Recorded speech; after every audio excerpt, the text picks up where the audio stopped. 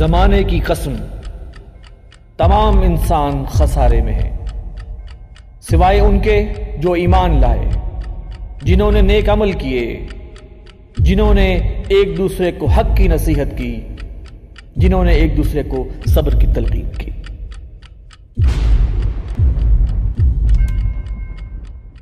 اعوذ باللہ من الشیطان الرجیم، بسم اللہ الرحمن الرحیم۔ وَلْتَكُن مِّنكُمْ أُمَّةٌ يَدْعُونَ إِلَى الْخَيْرِ وَيَأْمُرُونَ بِالْمَعْرُوفِ وَيَنْهَوْنَ عَنِ الْمُنكَرِ۔ صدق اللہ العظیم۔ محترم ناظرین، السلام علیکم ورحمۃ اللہ وبرکاتہ۔ زمانہ گواہ ہے میں خوش آمدید۔ پروگرام میں میرے ساتھ شامل ہیں جناب ایوب بیگ مرزا صاحب، ناظم نشر و اشاعت تنظیم اسلامی، اور جناب رضا الحق صاحب ریسرچ اسکالر ہیں تنظیم اسلامی کے۔ شروع میں جو میں نے آیت تلاوت کی ہے اس کا ترجمہ آپ کے سامنے پیش کر دیتا ہوں، اور پھر اختتام پہ انشاءاللہ میں بتاؤں گا کہ یہ میں نے کیوں اس کی۔ اور چاہیے کہ تم میں سے ہو ایک ایسی جماعت یدعون الی الخیر، جو خیر کی طرف بلائے، ویأمرون بالمعروف، اور نیکی کا حکم دے، وینہون عن المنکر، اور برائی سے روکے، واولئک ھم المفلحون، اور یہی لوگ فلاح پانے والے ہیں۔ ناظرین، سیاست کے اندر پھر دھرنے کا ایک اور فیز شروع ہو چکا ہے۔ دھرنوں کا معاملہ جو ہے پچھلے کچھ چند سالوں سے ہم دیکھتے آ رہے ہیں۔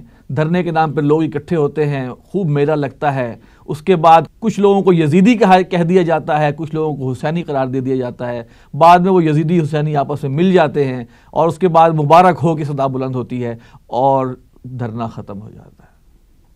پھر دھرنا ہوتا ہے، دو پارٹیاں دھرنا دیتی ہیں، کسی کا اشارہ آتا ہے، دھرنا پھر ختم ہو جاتا ہے۔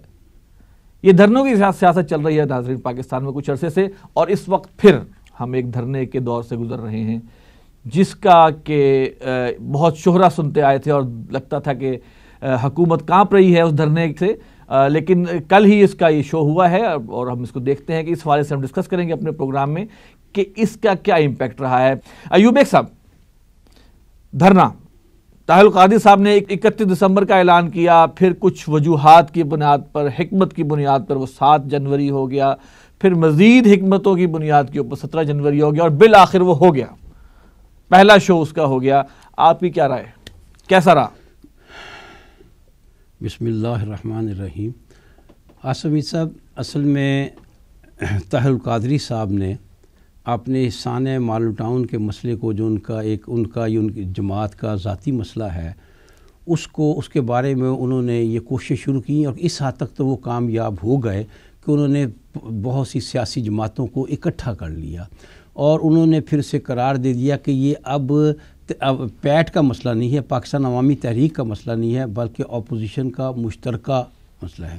اس بات کو طاہر القادری صاحب تو بہت زور سے، بڑے زور خطیبانہ انداز میں کہتے ہیں، لیکن جن کے بارے میں اشارہ کرتے ہیں کہ یہ ہم سب کا مسئلہ بن گیا ہے، وہ اس میں ہاں اتنے زور سے ملاتے نہیں۔ جہاں تک آپ نے ذکر کیا 17 جنوری کے جلسے کا، تو میں ذاتی طور پر سمجھتا ہوں کہ یہ ان کا ایک فلاپ شو تھا۔ وہ اس طرح فلاپ کس لحاظ سے؟ قائدین تو سارے آگئے بیگ صاحب۔ دیکھیں، قائدین سارے آئے، اور سٹیج پر بڑا رش تھا، لیکن نیچے رش کم تھا، سٹیج پر رش زیادہ تھا۔ نیچے رش کم کیوں تھا؟ دیکھیے، میں آپ کو اس کے ایک مثال دیتا ہوں، مثال کے طور پر آپ کو، یہ جب جماعتیں اکٹھی ہو کر کوئی جلسہ کرتی ہے نا، خاص طور پر اگر وہ مذہبی لحاظ سے کوئی نازک مسئلہ نہیں ہے، کوئی حساس مسئلہ نہیں ہے، تو اس کا حشر یہی ہوتا ہے جو کل کے شو کا ہوا ہے۔ اس میں وہ ایک مثال ہے کہ بادشاہ نے اعلان کیا کہ کل شہر میں ایک برتن ہوگا، اس میں ہر گھر والا جو ہے وہ ایک بالٹی دودھ کی ڈالے گا۔ تو ایک شخص نے سوچا اگر میں پانی ڈال دوں گا تو اتنے دودھ میں کیا پتہ چلے گا کہ پانی کس نے پانی ڈالا ہے۔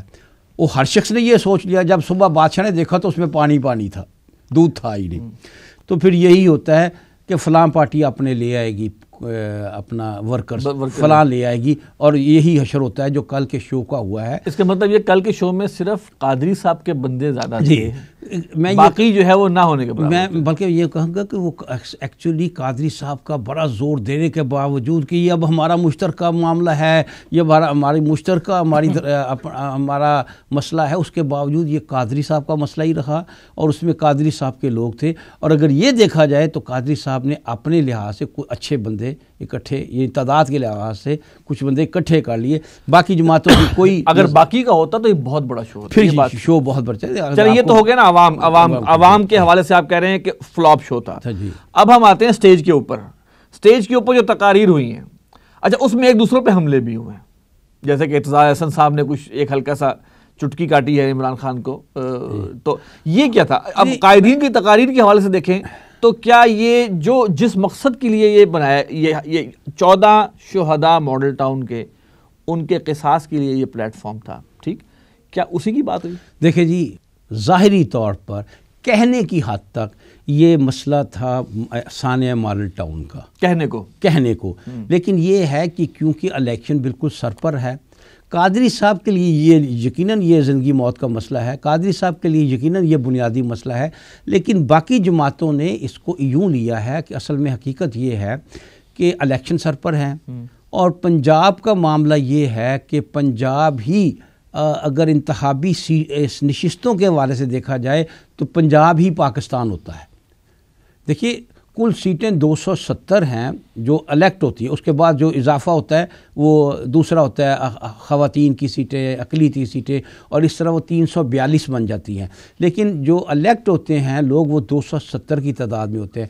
اس میں سے نصف سے زائد سیٹیں پنجاب کی ہیں، اور پنجاب میں اس وقت جو ہے وہ مسلم لیگ، گرمی کا ٹائم ہے، پنجاب میں اس وقت مسلم لیگ نون کی حکومت ہے، شہباز شریف کی حکومت ہے، اور اپوزیشن یہ سمجھتی ہے کہ جب تک وہ پنجاب سے شریف فیملی کو نہیں نکالیں گے اس وقت تک وہ پاکستان میں اقتدار کی طرف نہیں بڑھ سکتے.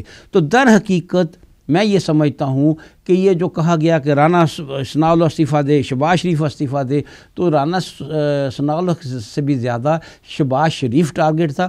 پھر یہ کیونکہ نواز شریف نکل چکے ہیں تو اب شہباز شریف ہی ہیں نون کے لیڈر، تو یہ سارا سیاسی شو جو ہے وہ حقیقتاً میری نظر میں شہباز شریف کی شخصیت کو، شہباز شریف کی حکومت کو، شہباز شریف کی طاقت کو، اس کو دبانے کے لیے، اس کے مقابلے میں آنے کے لیے، اس کو ختم کرنے کے لیے ایک کوشش تھی. یعنی کہ کور لیا گیا ماڈل ٹاؤن کے شہداء کا، خالصتاً کور لیا گیا. باقی جو حد یہ ہے میں کہوں کہ زرداری آیا ہوا ہے 14 شہداء کے قصاص کے لیے، جبکہ اپنی بیوی کا قصاص یا بیوی کے مجرموں کو وہ نہیں تلاش کر سکا، یعنی کہ حد ہو گئی. دیکھیں یہ ساری بات آپ نے زرداری کا ذکر کیا تو میں آپ کو ایک اس میں اضافہ ایک اور بات کا کر دوں. دیکھیں یہ بھی زرداری کی شرکت یہاں کرنا اور جو کچھ بلوچستان میں ہوا ہے اس کا اس سے بالکل لنک ہے، ایک تعلق ہے. ایک طرف زرداری چاہتا ہے کہ میں پنجاب میں اپنی سیاسی جو بدحالی ہوئی ہے اس کو سنوار سکوں، اس کو بہتر کر سکوں. وہ تو نہیں، ان کا جو جملہ ہے زرداری کا کہ جناب میں جب چاہوں ان کی حکومت ختم کر سکتا ہوں. یہ تو کہنے کی بات ہوتی ہے نا، سیاستدان جیسے اس طرح کے بھائی سوال یہ ہے کہ کر سکتے تو پھر یہاں کیا کر رہے ہو، کر لیتے کرو اس کو. تو اصل میں تو ایک طرف ان کو پنجاب میں یہ نشستوں کا معاملہ ہے، دوسری طرف سینٹ کا اجلاس ہو رہا ہے، اور یہ خبر یہ راز اب کھلا راز بن چکا ہے کہ بلوچستان میں جو کچھ ہوا ہے اس کے پیچھے کوئی اور نہیں تھا، صرف اکیلا زرداری تھا. اور کہتے ہیں کہ زرداری صاحب نے جو خبریں ہیں جو کہ مطلب نامعلوم ذرائع سے آئی ہیں وہ یہ کہ زرداری صاحب نے سینٹ میں اتھل پتھل کرنے کے لیے کوئٹہ میں اربوں روپیہ خرچ کیا ہے، اربوں روپیہ. اور اس میں یہ ہے کہ اب پیپلز پارٹی کو سینٹ میں بلوچستان کی طرف سے بھی ووٹ ملیں گے اور نون کے کم ہوں گے اور پیپلز پارٹی کے. تو ایک طرف زرداری چاہتے ہیں کہ وہ سینٹ میں پوزیشن بنا لیں، اور دوسری طرف اگر کچھ نشستیں حاصل ہو جائیں پنجاب میں تو ان کے دیکھیے اس پوائنٹ کا خیال کہ ان کے صدر بننے کا راستہ ایک دفعہ پھر کھلتا ہے. وہ اس طرح کہ اگر حکومت کوئی ایسی بنتی ہے جسے ضرورت ہوتی ہے زرداری صاحب کی پنجاب کی نشستوں کی، اور سینٹ میں ان کے پاس آلریڈی ان کو نشستیں آ گئی ہوں گی بلوچستان کی وجہ سے، تو وہ بڑی آسانی سے سودا بازی کر سکیں گے اپنی صدارت کے لیے. یہ ہے سیاسی کھیل جو اس وقت خاص طور پر زرداری صاحب کھیل رہے ہیں. اچھا رضا الحق صاحب، سوال یہ ہے کہ اگر بالفرض یہ دھرنا کامیاب ہو جاتا ہے اور شہباز شریف جو ہے وہ استعفیٰ دے دیتے بالفرض، تو اس سے کیا پوائنٹ سکورنگ ہوگی؟ ابھی کچھ عرصے میں الیکشن کھڑے ہوئے ہیں سامنے. بسم اللہ الرحمن الرحیم. دیکھیے آصف صاحب، ایک تو ہمیں یہ طے کرنا ہوگا کہ اس وقت کامیابی کا معیار کیا ہے مختلف پارٹیز اور سٹیک ہولڈرز کے نزدیک. پیٹ کے نزدیک کامیابی یہ ہے کہ وہ اپنی جو ان کی ایک مہم تھی قصاص کی، اس کے اندر جو شہداء تھے ان کے لیے وہ کسی طرح جسٹس ان کو مل جائے، اور اس کے لیے ان کو ضروری ہے اس چیز کی کہ باقی پارٹیز ان کا ساتھ دیں. اکیلے وہ یہ کام کر نہیں سکتے. پیپلز پارٹی جو ہے اس کی ضرورت ہے پنجاب کے اندر دوبارہ انٹر ہو ایک دفعہ، کیونکہ اس وقت پنجاب میں بالکل آؤٹ ہے پالیٹکس سے. ٹھیک ہے، وہ تو بیگ صاحب نے بتا دی. جی، تو ان کے لیے یہ ضروری ہے کہ ان کو کوئی کندھا ملے جس کے ذریعے وہ اس کو استعمال کر کے پنجاب کے اندر اپنی کچھ نشستیں حاصل کر رہے ہیں، جس طرح بیگ صاحب نے بھی ذکر کیا اس کا. جی جی. اسی طرح باقی جو پارٹیز ہیں ان کے بھی اپنے انٹرسٹس ہیں اس پورے سچویشن میں، اور وہ سارے کے سارے مرکوز اس چیز پر ہوتے ہیں جا کے کہ کس طرح سے اس حکومت جو اس وقت موجود ہے پنجاب کے اندر مسلم لیگ نون کی، سینٹر میں بھی ان کی ہے، اس کو کمزور کیا جائے، اس حد تک کمزور کیا جائے کہ آنے والے الیکشنز میں وہ کامیابی حاصل نہ کر سکیں دوبارہ. اس میں بیگ صاحب میں ایک چیز عرض کروں گا کہ نون لیگ سے انہیں ایشو نہیں، انہیں ایشو شریف فیملی سے. دیکھیں ابھی آپ یعنی اگر شہباز شریف استعفیٰ دے دے گا تو کیا ملے گا؟ یوں سمجھ لیجئے کہ سیاسی حوالے سے زمین اوپر آسمان نیچے آ جائے گا، اتنا بڑا فرق پڑے گا. یعنی اگر شہباز شریف استعفیٰ دے دیتا ہے تو گویا شریف فیملی آؤٹ ہو گئی، اور یہ تمام لوگ یہی چاہتے ہیں، یہی نون کو آؤٹ، یعنی کہ پھر مسلم لیگ نون نہیں رہے گی. ہاں، پھر وہ کوئی اور مسلم لیگ بن جائے گی. اگر چودھری نثار کامیاب ہوا تو پھر رہے گی نون ہی. ہاں، اگر چودھری نثار، بالکل صحیح کہہ رہے ہیں. تو اصل مقصد گویا یہ ہوا کہ اگر ہم تھریش آؤٹ کریں، یہ تو جتنا بھی یہ پارٹیز اکٹھی ہوئی ہیں جو بھی ہے، ان کا اصل مقصد جو تھا 14 شہداء کے قاتلوں کا فیصلہ ہو جائے اور اس آڑ میں شہباز شریف بھی فارغ ہو جائے. اس بات کا کہ طاہر القادری نے بڑا صاف صاف اعلان کیا ہے، یہ اندر کی بات سامنے آئی ہے. ہمارا اصل مقصد سلطنت شریفیہ کو ختم کرنا ہے. یہ ان کے الفاظ ہیں کہ ہمارا اصل مقصد سلطنت شریفیہ کو ختم کرنا ہے. تو یہ بات اپنی جگہ درست ہے کہ مسلم لیگ نون جو ہے اس کا جو بھی تانا بانا ہے وہ تو جڑا ہوا ہے شریف خاندان کے ساتھ.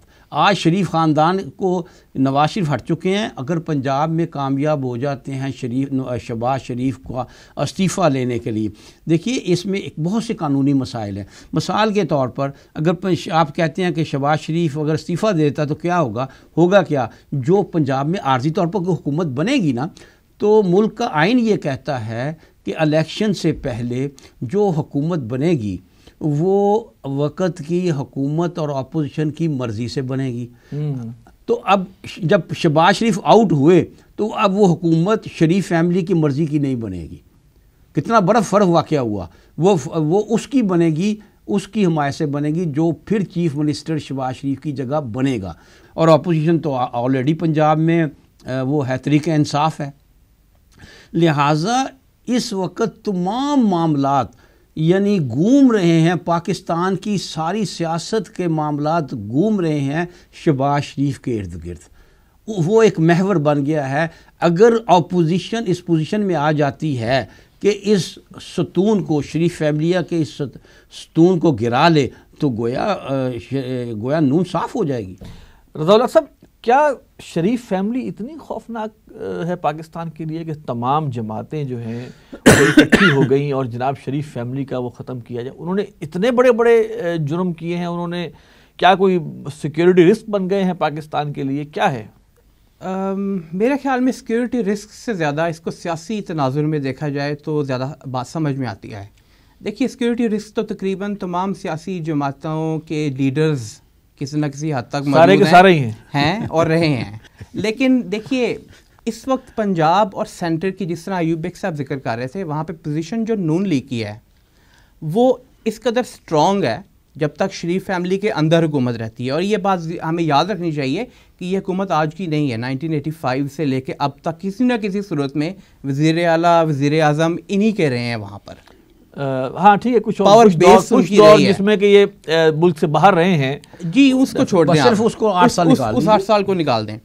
اچھا اب یہ بھی دیکھیے کہ پولیس کا محکمہ عدالتیں جو لوور عدالتیں خاص طور پہ وہ جو آپ کے پٹواری کے محکمات ہیں، اس کے علاوہ اور جتنی سول قانون نافذ کرنے والی ایجنسیز ہیں، اس میں بہت ساری پولیٹیکل بھرتیاں ہوئی ہیں.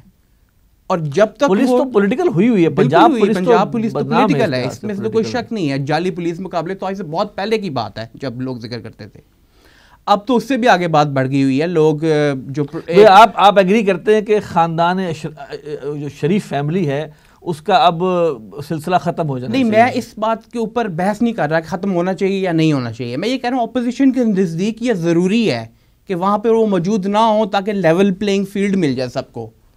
آپ دیکھ لیں جو بھی بائی الیکشنز ہوتے ہیں وہاں پہ کھلا الیکشن کمیشن کے جتنے قوانین ہیں ان کی خلاف ورزی ہو رہی ہوتی ہے.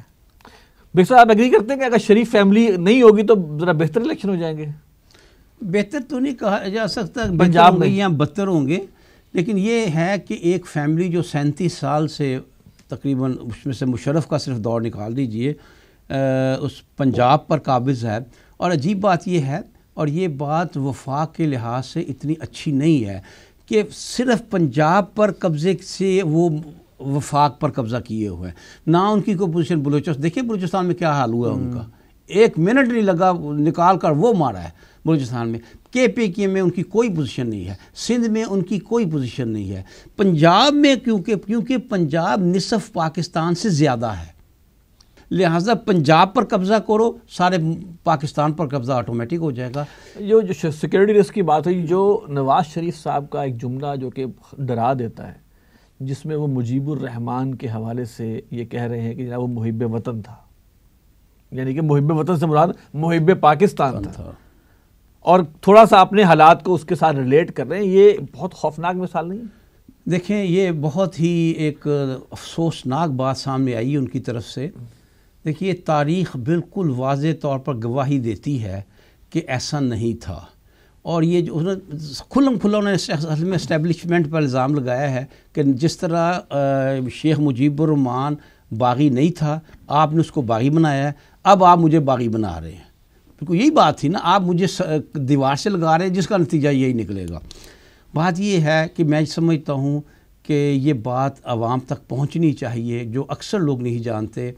16 جنوری 1972 کو، اس وقت مجھے اس امریکن کا نام نہیں یاد آ رہا، جرنلسٹ کا، جس نے مجیب الرحمان کا انٹرویو کیا تھا، تو 16 جنوری سن 72 کو شیخ مجیب الرحمان اپنا انٹرویو ایک امریکن میگزین کو دیتے ہوئے کہتا ہے کہ جس دن قائد اعظم نے آ کر ڈھاکہ یونیورسٹی میں یہ تقریر کی تھی کہ پاکستان کی زبان اردو ہوگی، میں اس دن سے علیحدہ بنگال کا کام کرنا شروع کر چکا ہوں.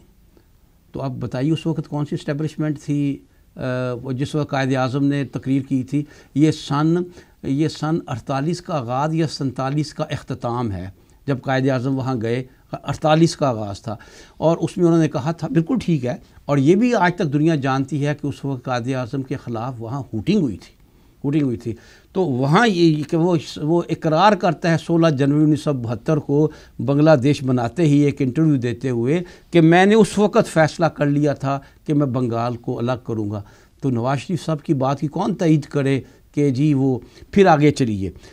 حال ہی میں صاف انٹرویو دیا ہے ان کی بیٹی شیخ حسینہ واجد نے کہا ہے کہ جب میں اپنے باپ کے ساتھ لندن میں ٹھہری ہوئی تھی فلیٹ میں، پاکستان کے ہوتے ہوئے پاکستان، تو اس وقت راہ کے افسر میرے باپ کو آ کر ملتے تھے اور ہمیں نقد رقم بھی دی جاتی تھی. یہ شیخ حسینہ واجد نے یہ کہا ہے. تو کیسے یہ کہا جا سکتا ہے کہ وہ اسٹیبلشمنٹ نے اس کو ہوگا؟ پاکستان کو 2 لخت ہونے میں سیاستدانوں کا قصور بھی ہے، فوج کا بھی ہے، فوج کا ذرا زیادہ قصور ہے، عوام کا بھی ہے، سب کا ہے. لیکن یہ کہنا کہ شیخ مجیب الرحمان تو ایک محب وطن لیڈر تھا، عوام نے اسٹیبلشمنٹ نے اسے دھکا لگا کر باغیوں کی طرف دھکیل دیا، یہ بہت بڑا الزام ہے، یہ جھوٹ ہے، یہ غلط ہے. جو خود شیخ مجیب الرحمان کی زبان آج موجود ہے، وہ جریدے میں وہ انٹرویو پڑا ہوا ہے جس میں انہوں نے کہا ہے کہ میں اس وقت سے 1948 میں پاکستان کے خلاف ہو گیا ہوا ہوں، جب سے قائد اعظم نے یہ کہا تھا کہ زبان اردو ہوگی. لہٰذا وہ تو پاکستان کے دشمن روز اول سے ہیں. یہ بات کہنا کہ انہیں دھکیل کر یہ تاریخ کو مسخ کرنے کے مترادف ہے. ابھی میں اس میں اضافہ کروں تھوڑی سی. ایوب بیگ صاحب نے اس طرح بات کی, 2-1 سال پہلے کی بات ہے, نریندرا مودی بھارتی وزیر اعظم جب بنگلہ دیش گئے تھے تو وہاں جا کے انہوں نے اقرار کیا اس بات کا کہ میں شامل تھا اس تحریک میں جب ہم پاکستان کو 2 حصے کر رہے تھے. تو انڈین پریزنس اور انڈین کانسپریسی اس کے اندر تو موجود تھی. تو اس کا مطلب ہے اپنے آپ کو نواز شریف صاحب اگر اس سے ملا رہے ہیں تو ساتھ اس کو ایڈمٹ بھی کر رہے ہیں کہ انڈیا کی سپورٹ کی وجہ سے. دیکھیں نا, خود ایسی باتیں کر رہے ہیں جب آپ سارے پاکستان میں یہ بات مشہور ہے کہ نواز شریف کا انڈیا کی طرف بہت ٹلٹ ہے. اس وقت آپ یہ بات کہہ رہے ہیں, مزید آپ مستحکم کر رہے ہیں اس بات کو, پکا کر رہے ہیں کہ آپ اگر لوگ کہتے ہیں جی آپ نے وہ جاسوس کا نام کلبھوشن یادیو کا نام نہیں لیتے, وہ آپ یعنی وہ کل اعتزاز حسن نے کہا ہے نا کہ وہ منع کے ابا جی کا نام نہیں لیتے. تو یہ مطلب ہے جب اتنی زیادہ آپ پہ بات آ رہی ہے پھر آپ کہہ رہے ہیں شیخ مجیب الرحمان, تو گویا آپ اپنے ثابت کر رہے ہیں, آپ اپنے اوپر لگے ہوئے الزامات کو سچ ثابت کر رہے ہیں. یعنی کہ ان کو یہ بیان دیتے ہوئے احتیاط سے کام لینا دیکھیے. اس میں ایک اور چیز کا بھی اضافہ کیا جا سکتا ہے. یہ ایک کڑی ہے پوری, جس کو اگر دیکھیں عوام جو جس کو ہم رائے عامہ کہتے ہیں, اور ایک جو ریاست کی ایک سوچ ہوتی ہے, اس لحاظ سے اگر کڑیاں جوڑیں. نواز شریف صاحب یہ بیان دیتے ہیں کہ وہ غدار نہیں تھا شیخ مجیب الرحمان. شیخ مجیب الرحمان کی بیٹی نے ایڈمٹ کیا ہے کہ ہمیں انڈیا سے فنڈنگ آتی تھی. انڈیا کے اندر اس وقت اسرائیل کا وزیر اعظم موجود ہے اور اوباما سے زیادہ بڑا دورہ کر رہا ہے. اوباما نے 5 دن کا دورہ کیا تھا, وہ 6 دن کے دورے پہ آیا ہوا ہے. تو یہ کڑیاں کہاں سے کہاں ملتی ہیں, تو احتیاط کرنی چاہیے ایسی بات کرتے ہوئے نواز شریف صاحب. ایک بات مسنگ ہو گئی اس کے انٹرویو میں, وہ اس نے کہا کہ اگرتلہ سازش کیس صحیح کیس تھا. خود کہا ہے مجیب کی بیٹی نے کہ اگرتلہ سازش کیس ایک درست کیس تھا, وہ ایک درست بات تھی. آج ہم اس کا اقرار کرتے ہیں اور ہم کہہ رہے ہیں کہ ہم نے اس کو زبردستی باغی بنایا. اور وہ اگرتلہ سازش کیس جو ایوب خان کے دور میں ہوا تھا, جس کے بارے میں بعد میں اتنی باتیں ہوئیں اور اس کو ایک سازش قرار دیا گیا وغیرہ وغیرہ, وہ خود اس کا اعتراف کر رہے ہیں وہ ایک صحیح درست کیس تھا, جائز تھا, ایسا کیا گیا تھا. یعنی مجرم خود دیکھیں جس طرح فخری اعلان کر رہا ہے. دیکھیں جس طرح انہوں نے انڈیا کی بات کی ہے کہ انڈیا نے اعتراف کیا کہ ہم نے مکتی بانی تو ہم نے بنائی تھی. دیکھیے انڈیا اعلان ہمارا دشمن ہے. انڈیا نے یہ کبھی نہیں کہا کہ ہم پاکستان کی بہتری کے لیے, پاکستان کے استحکام کے لیے یہ کریں گے وہ کریں گے وغیرہ وغیرہ. انڈیا تو کھلا دشمن ہے. اگر انڈیا نے کچھ کیا تھا تو وہ انڈیا کا کرنا بنتا تھا. دیکھیے جس طرح مثال کے طور پر پاکستان پیپلز پارٹی کے دور میں یہ الزام لگا تھا بے نظیر پر کہ انہوں نے وہ فہرستیں اعتزاز حسن کے ذریعے بھارت کو پہنچائی تھی. تو پاکستان تو بھارت کا دشمن ہے جس طرح بھارت پاکستان کا دشمن ہے. لیکن اگر بھارت کے لوگ یہ بات تسلیم کر لیں کہ ایسا ہوا تھا واقعہ تھا, تو لوگ کہیں گے نا کہ بات سچ تھی. بالکل یہ تو بات آپ کی بالکل صحیح ہے. اور اس لحاظ سے نواز شریف صاحب کو جو ہے وہ ایک اینکر نے بہت اچھا مشورہ دیا ہے. وہ کہتے ہیں پلیز آپ زبانی بات نہ کیا کریں, آپ السلام علیکم بھی دیکھ کر پڑھا کریں, وہ بغیر دیکھے کچھ نہ بولا کریں. یہ آپ نے دیکھے بغیر کہا تو یہ کہہ دیا کہ شیخ مجیب الرحمان کی مثال دے دی آپ نے. بس وہ کسی نے ان کے کان میں ڈال دیا ہوگا نا یہ بات جملہ بول دیں. اچھا بیگ صاحب سوال میرا تھوڑا سا آگے آ رہے ہیں, واپس دھرنے والی بات کی طرف آ رہے ہیں کہ سر دھرنا بدنام نہیں ہوتا جا رہا.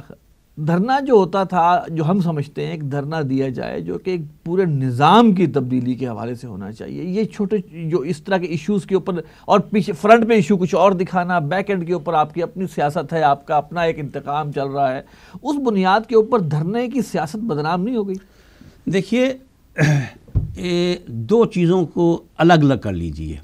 اگر جمہوریت ہے, اگر آپ جمہوریت کو مانتے ہیں, اگر آپ صرف یہ سمجھتے ہیں کہ زرداری غلط ہے نواز شریف صحیح ہے, زرداری کو جانا چاہیے نواز شریف کو آنا چاہیے, نواز شریف غلط ہے عمران خان صحیح ہے عمران خان کو آنا چاہیے, نظام آپ ٹھیک کہہ رہے ہیں, نظام ٹھیک نظام کو ٹھیک سمجھ رہے ہیں. اگر آپ نظام کو ٹھیک سمجھ رہے ہیں تو پھر دھرنا بالکل غلط ہے.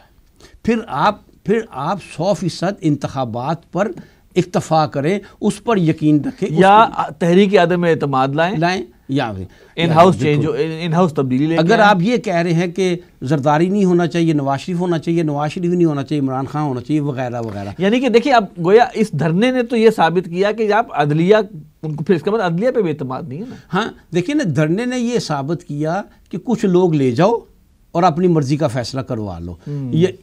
یہ جمہوریت کو اگر آپ ایک صحیح نظام مانتے ہیں، میں ان کی بات کر رہا ہوں جو جمہوریت کو ایک صحیح نظام سمجھتے ہیں اور سمجھتے ہیں کہ اسی کے بہتری ہوگی، یہ اینڈ آف دا ہسٹری ہے، اس کے بعد کوئی اس سے بہتر نظام نہیں آ سکتا، ان کی بات کر رہا ہوں میں، یہ اپنی بات نہیں کر رہا، میں ان کی بات کر رہا ہوں. اگر آپ یہ کی سوچ یہ ہے کہ طرز حکومت جمہوریت ہی ہے، اس کے سوا کوئی طرز حکومت، تو پھر دھرنا بالکل غلط ہے. کیا کرنا چاہیے تھا؟ لیکن کیا کرنا چاہیے تھا اگر اتنی بات پہ رکتے ہیں کہ جو لوگ جمہوریت کو صحیح سمجھتے ہیں ان کو کیا کرنا چاہیے تھا؟ ان کو اپنا نقطہ نظر عوام تک پہنچا کر، اور وہ آپ والی بات تو انتخابات کا انتظار کرنا چاہیے، اور دوسری بات تحریک عدم اعتماد کے ذریعے اندر سے حکومت کو، یعنی کہ اسمبلی کے جو اراکین ہیں ان کو موٹیویٹ کریں، ان کو موٹیویٹ کہ بھائی ہمیں انصاف نہیں مل رہا، عوام کو موٹیویٹ کر کے انتخاب میں آئیں اور ان کو موٹیویٹ کر کے ان کی حکومت کو تبدیل کرنے کی کوشش کریں. یہ جمہوریت طریقہ ہے. اگر آپ نے جمہوریت کو صحیح طرز حکومت سمجھتے ہیں، لیکن کیا یہ احتجاج آئین کا حصہ نہیں ہے؟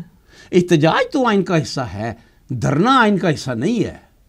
آپ دیکھیے اب آگے آ جاتے ہیں نا، اور جو لوگ سمجھتے ہیں کہ یہ نظام ہی غلط ہے، یہ سب کچھ غلط ہے، نواز شریف ہو تب بھی غلط ہوگا، عمران خان ہو تب بھی غلط ہوگا، اور زرداری ہوتا بھی. میں اس کی مثال تو جیسے ہم سمجھتے، جیسے تنظیم اسلامی سمجھتی ہے کہ یہ طرز حکومت ہی غلط ہے، یہ نظام ہی غلط ہے، پھر آپ کو ووٹوں کا انتظار کرنے کی ضرورت نہیں ہے. ایسے لوگوں کو ووٹ کی طرف نہیں جانا چاہیے. ہاں، ایسے لوگوں کو بالکل وہ احتجاجی سیاست کریں، وہ احتجاجی سیاست کریں، وہ دھرنوں کی سیاست کریں، وہ نظام، کیونکہ وہ نظام کے خلاف ہیں لہٰذا وہ نظام کو مفلوج کریں، کیونکہ وہ نظام کے خلاف ہیں. جمہوریت والے نظام کے خلاف نہیں ہیں، وہ افراد کے خلاف ہیں، فلاں فرد ٹھیک نہیں ہے، فلاں بندہ کرپٹ ہے، وغیرہ وغیرہ.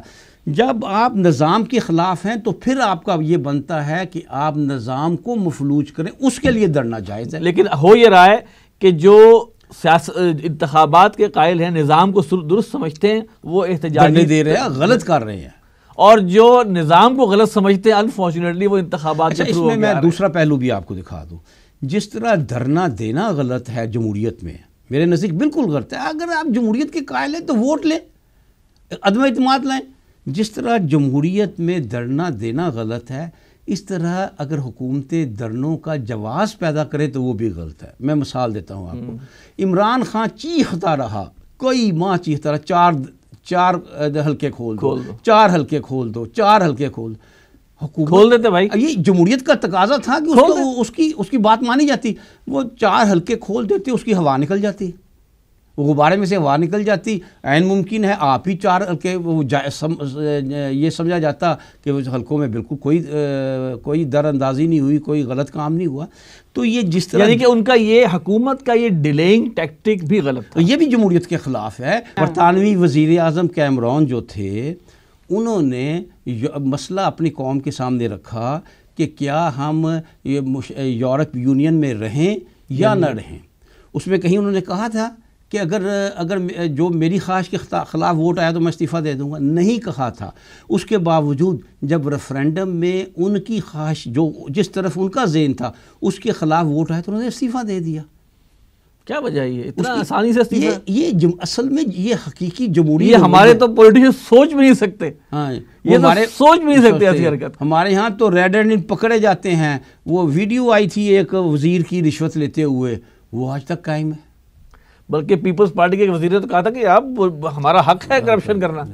تو یہ جس طرح جمہوریت میں دھرنے نہیں ہیں، اسی طرح حکومت کے لیے لازم ہے کہ وہ جمہوریت میں جمہوری رویہ اختیار کرے. اگر جو وقت کی حکومت جمہوری رویہ اختیار نہیں کرتی اور وہ جمہوریت کے دعویٰ کر کے اگر وہ آمریت کا مظاہرہ عملی طور پر کرتی ہے تو پھر دھرنا جو ہے اس کا جواز بن جاتا ہے.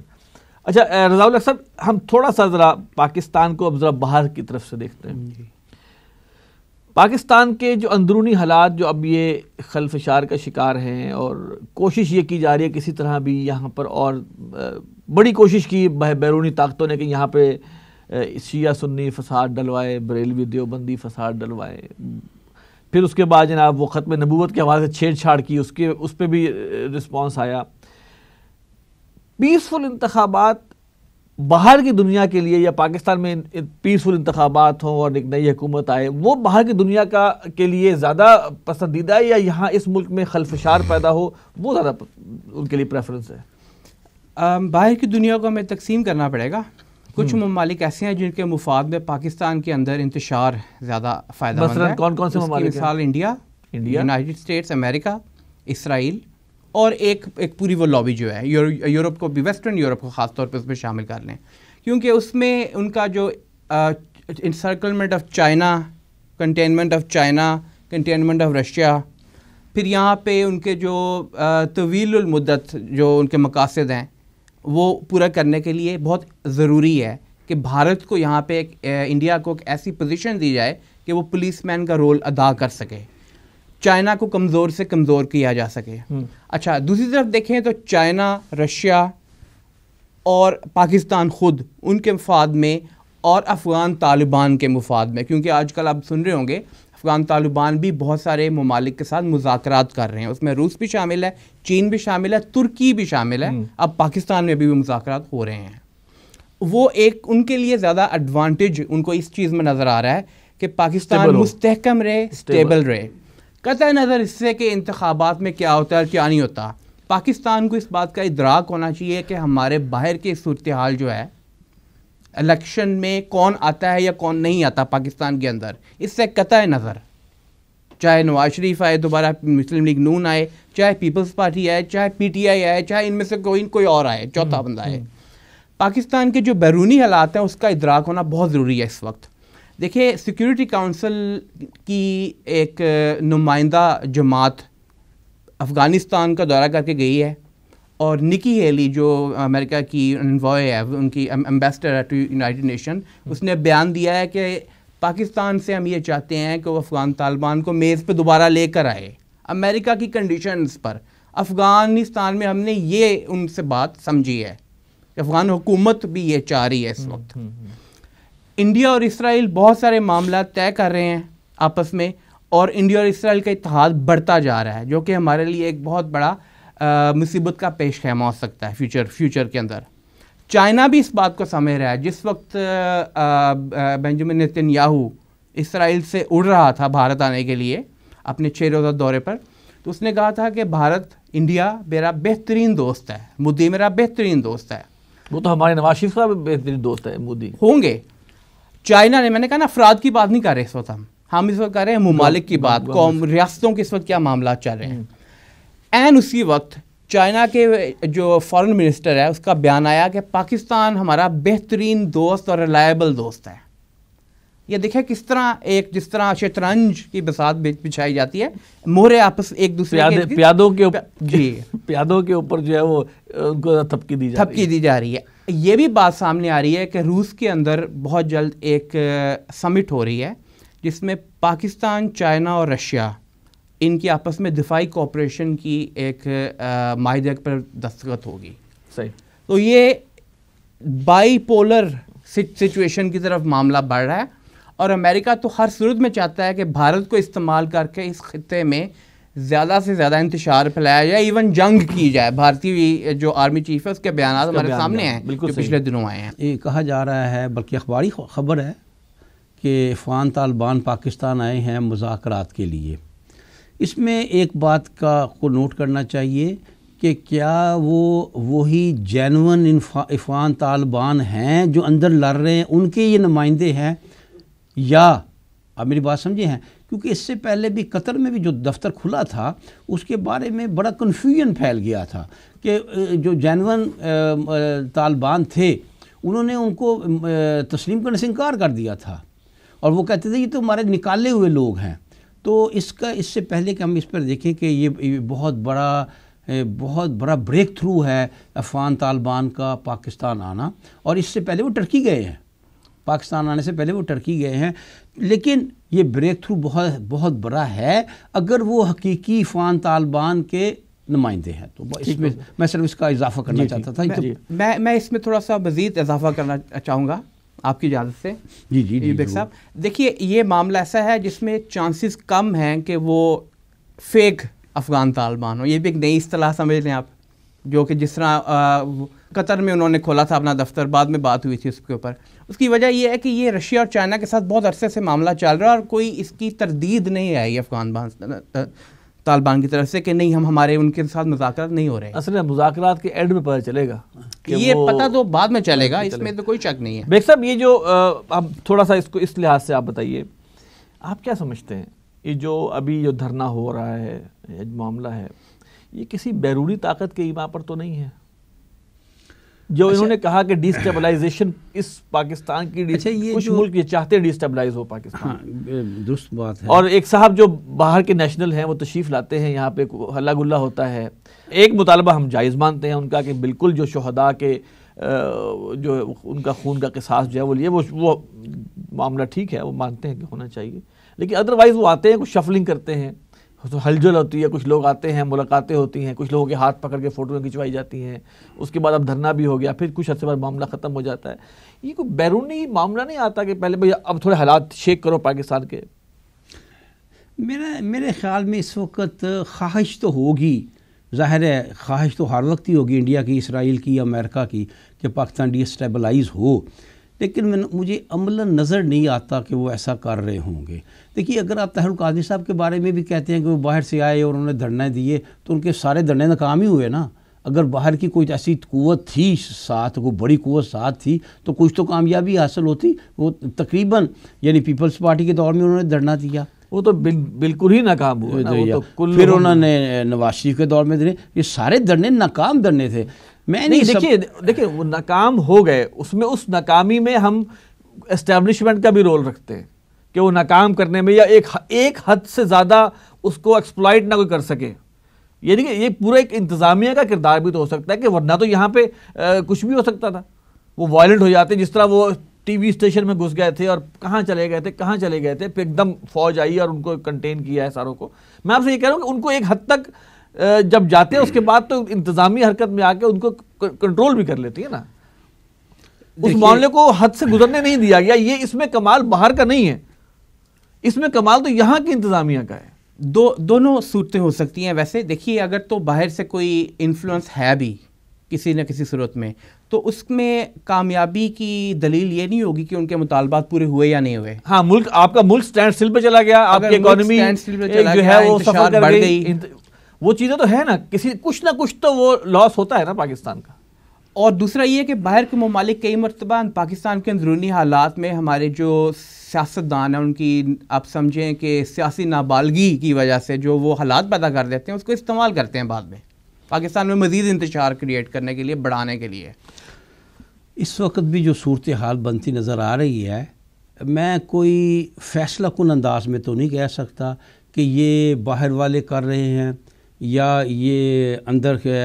صاف بات ہے جو لوگ اشارتوں میں بات پوت کرتے رہے, اسٹیبلشمنٹ یہ وہ, لیکن بہت گڑبڑ نظر آ رہی ہے. مثال کے طور پر یہ بلوچستان میں جو کچھ ہوا ہے, جس کسی نے بھی کیا ہے, مثال کے طور پر اب یہ دھرنا ابھی ختم نہیں ہوا. یہ جو کل جلسہ ہے اس میں آپ کو معلوم انہوں نے کہا ہے کہ ہم 2 دن کے بعد اگلا لائے عمل بتائیں گے, یعنی کل پرسوں وہ آپ کو اگلا لائے عمل بتائیں گے. 20 تاریخ کو آپ سر یہ جو بیان کرنا ہے کہ لائے عمل بتائیں گے, یہ ثابت کرتا ہے کہ you are not on one platform. وہ ون پلیٹ فارم ایک ڈیلے ہوتا آیا, پھر اس 17 کو آپ نے دنیا پوری منتظر تھی کہ جناب آج تو شہباز شریف صاحب کو لٹکا دیا جائے گا, ٹھیک ہے, ہاں یہ سیاست بھی ہو سکتی ہے. اب پھر 2 دن بعد کر دیا, یعنی کہ نیوز میں ان رہنے کے لیے قوم کو ایک وہ جسے کہتے ہیں نا کہ وہ انتظار پہ لگایا. میں آپ کو ایک ترتیب بتانا چاہوں, لیکن اس میں آپ کی بات بھی ٹھیک ہے, لیکن یہ بعض باتیں شک و شبہات پیدا کرتی ہیں. مثال کے طور پر 20 جنوری کو داتا دربار سیالوی صاحب تشریف لا رہے ہیں. 27 تاریخ کو رضوی صاحب جیل برو تحریک شروع کر رہے ہیں. 20 تاریخ کو سیالوی صاحب دھرنے کے لیے آ رہے ہیں, اور 27 جنوری کو رضوی صاحب جیل برو تحریک, وہ کہتے ہیں 100 کارکن روزانہ اپنے آپ کو گرفتاری کے لیے پیش کرے گا. اچھا, وہ گرفتاری قبول ہی نہیں کریں گے تو پھر ظاہر بات ہے وہ پھر فساد تو پیدا ہوگا ہی نا. مطلب کہہ رہے ہیں کہ اندر یہ گڑبڑ ہے, اور یہ بات مجھے نواز شریف کی اور یا مسلم لیگ نون کی درست معلوم ہوتی ہے کہ 4-5 اگر پھر وہی بات, اگر آپ جمہوری ہیں تو یہ 4-5 ماہ کے بعد جب انتخابات ہیں 4-5 ماہ, تو حکومت تبدیلی کرنے کی تحریک کا کیا تک بنتا ہے؟ پہلے کرتے ہیں نہیں. پھر یہی بات ہے نا, پھر یہی بات ہے کہ کوئی اندرونی سطح پر کوئی گڑبڑ ہے. اسٹیبلشمنٹ جاتی ہے پاکستان میں انتخابات ہو؟ اہم سوال. دیکھیں ہو سکتا ہے ایک ذہن یہ بھی جاتا ہے کہ اپنے ہی لوگ کچھ اپنی ہی ایجنسیاں کچھ ایسی حرکتیں کروا رہی ہیں.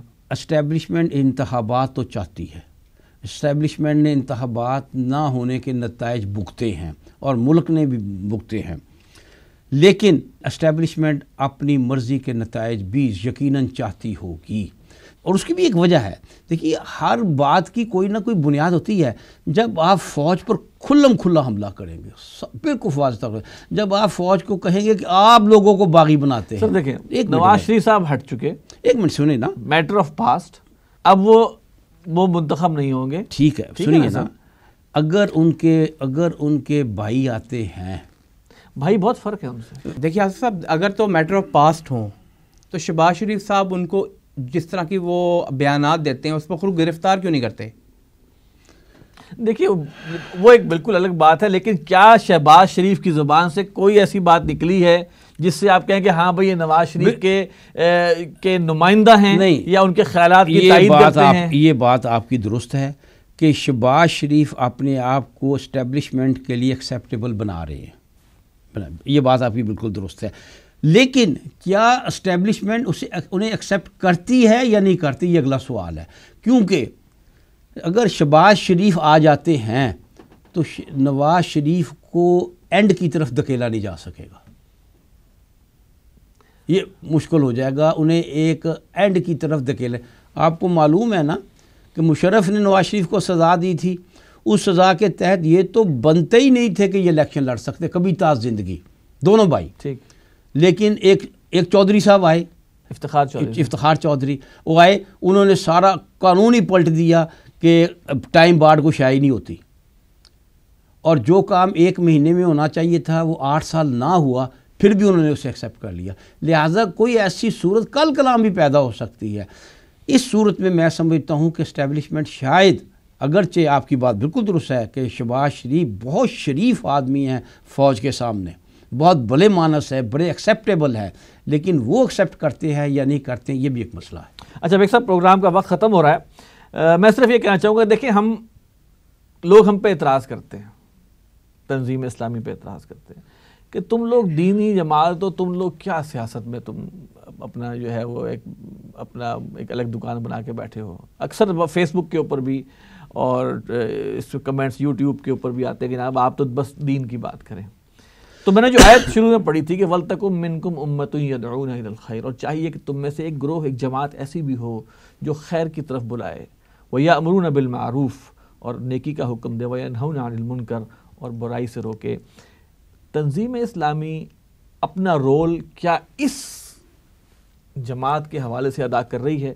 کیا ہم تنظیم اسلامی کی حیثیت سے ہم کسی انتخابی سلسلے, انتخابی جماعت, انتخابی اتحاد کا حصہ نہیں ہیں, لیکن ہم قرآن اور حدیث کی روشنی میں لوگوں کو یہ ضرور آگاہ کرتے ہیں کہ ان حالات میں کیا کرنا چاہیے اور کیا نہیں کرنا چاہیے.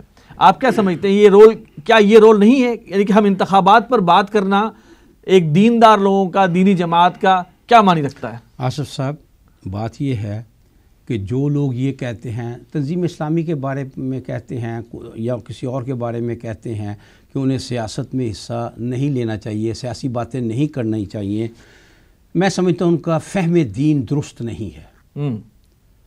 سوال یہ ہے, نبی اکرم صلی اللہ علیہ وسلم مسجد نبوی میں کیا کرتے تھے؟ نبی اکرم صلی اللہ علیہ وسلم نے بنی اسرائیل کے انبیاء کے بارے میں کیا فرمایا تھا؟ حدیث ہے کہ نہیں کہ وہ سیاست کرتے تھے؟ کیا اگر کہ ان کی جو معاملات کی جو باغ دوڑ ہے وہ انبیاء کے ہاتھ میں ہوتی تھی. دیکھیے اگر سیاست اگر دین کا جز نہیں ہے, سیاست اگر دین کا جز نہیں ہے تو پھر دین مکمل نہیں ہے. جدا ہو دی سیاست سے تو رہ جاتی ہے چنگیزی.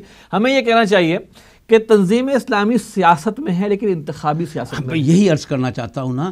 اچھا تنظیم اسلامی انتخابی سیاست میں ہرگز نہیں ہے، لیکن اس کے ساتھ ساتھ تنظیم اسلامی انتخابات کو کوئی حرام شے نہیں سمجھتی.